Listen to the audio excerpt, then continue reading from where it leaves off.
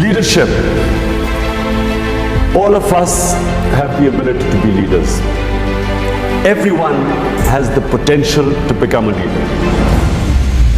What makes a leader? The first and foremost is the vision. Leaders have dreams. And those dreams are beyond the self. There has never been a leader whose dream is concentrated on the self. So my great inspiration is the great Iqbal. Iqbal, in my opinion, was probably the greatest Muslim philosopher in the last 500 years. And he came up with this concept of a leader. He used the symbol of Shaheen, the eagle. And why did the eagle soar above everyone else, which is what makes a leader? Because the Shaheen, the eagle, broke away the chains that keep us grounded. So what stops us from achieving this great God-given potential are the various chains that make us tread the trodden path. So the Shaheen, the eagle, has great dreams. The difference is not talent, difference is not education. Difference is that a leader dreams what others are scared to dream of. Dream the impossible. And then that dream is, as I repeat, is not based on the self. They always think bigger than themselves. It's either their nation, their society, and then they struggle to achieve that dream. Now,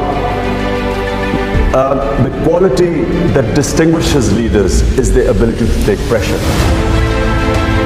Winston Churchill became a leader in Britain when the biggest crisis was faced by the country. They looked upon someone who could take the pressure. How do you take pressure? When you struggle.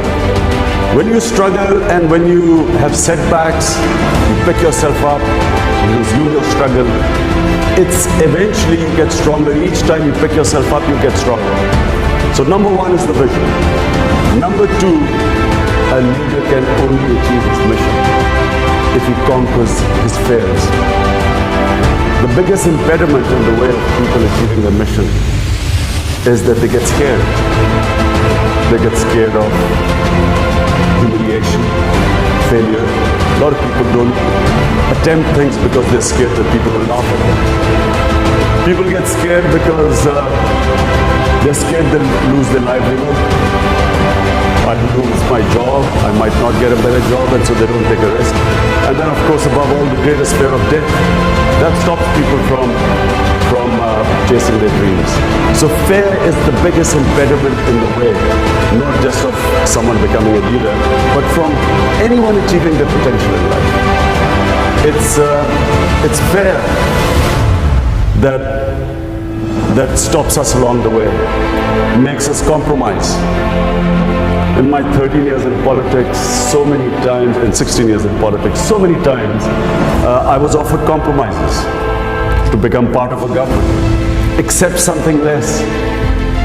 There's always a temptation during bad times to accept something lesser than your dream.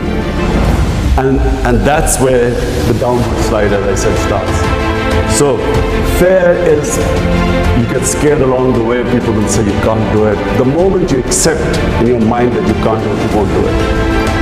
As long as you think, as long as you do not accept defeat, failure cannot defeat you. You only lose when you give up. As long as you keep pursuing your dream, every setback is a time to analyze where you went wrong.